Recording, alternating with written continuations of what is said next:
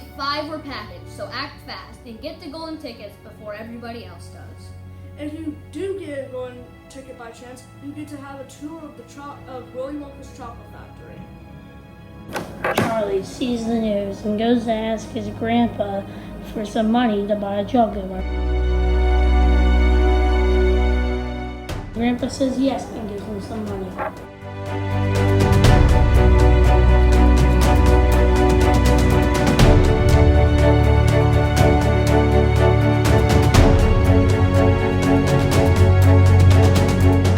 Decides to give him another one, and then this one, he finds it.